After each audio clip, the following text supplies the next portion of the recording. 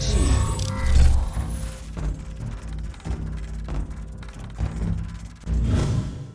All right, welcome everybody to Studio de Jefre, where today we got a little mailbag action. It's going to start with Dez Bryant, because I don't know if you guys saw on social media. Let me get exactly what Dez said for you, and then we will talk about it, because this is what multiple people asked me about. I said, what do you want to do a video on today?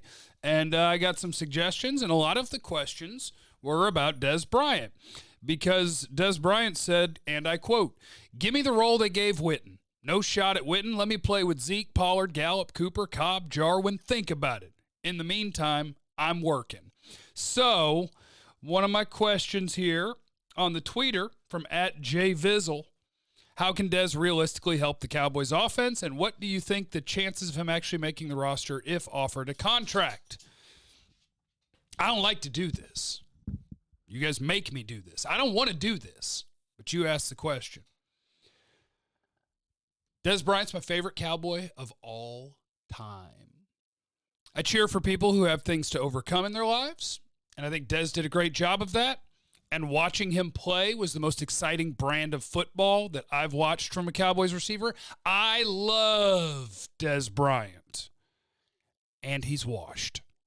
He can't help you at all. It's a lot of fun. When he was running through the league in, what was that, 2012, 13, 14, he was an unstoppable touchdown-making machine, baby. Cowboys can't score in the red zone. Dez will fix it. Dez was good at scoring touchdowns in 2014. And so we think he can help in the 2020 season when he's 32. 2014, he was 26 years old, and he had every bit of athleticism that he'd ever had. Dez Bryant was unique. He was a touchdown machine, and he needed every single bit of athleticism that he had, because he was such a unique player to play with just power and high point and abusing people at the catch point. He needed every bit of athleticism that he had. When he tore that Achilles, that was it for Dez. We have to accept that. And it hurts. It hurts your heart.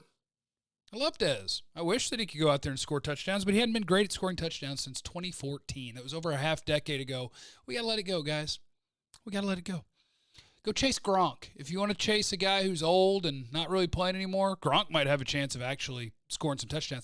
And what are we going to do? You're going to switch Dez to tight end? At age 32. You're going to say, here's the thing, man.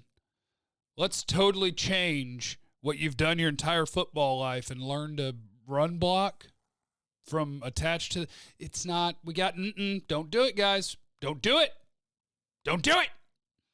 I love you, Dez. And I think that he's got a bunch of interests outside football now, and I think he's going to be successful in those, so that's awesome, and I'm pulling for him.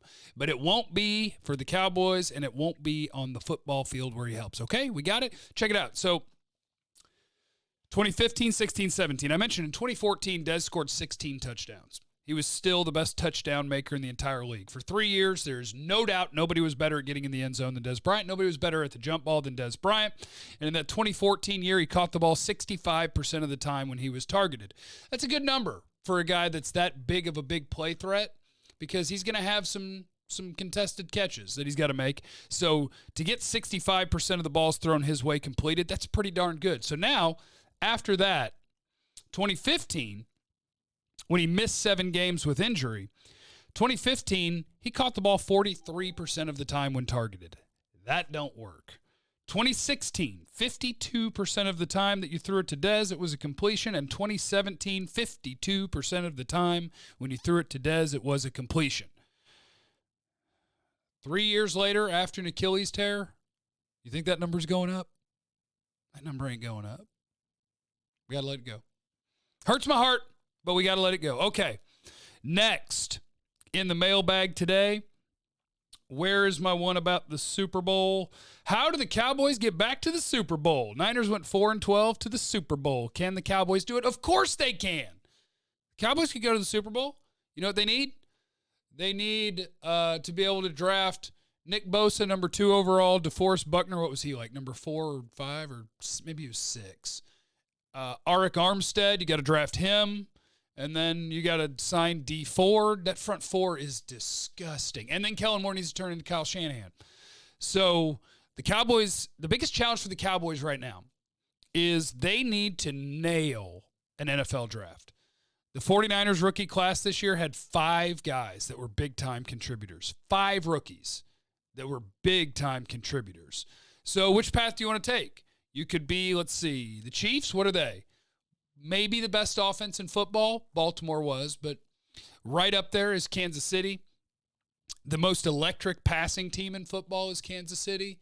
So we could follow that mold, right? You could have the Cowboys do that, but is Dak going to be Pat Mahomes? That's asking a lot.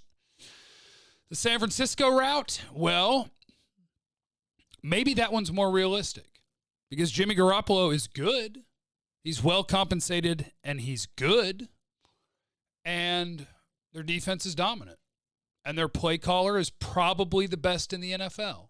So the 49ers path may be the more likely path because trying to copy Pat Mahomes is impossible. So, yeah, 49ers route. But how far away are you from a great defense if you're the Cowboys? A long way.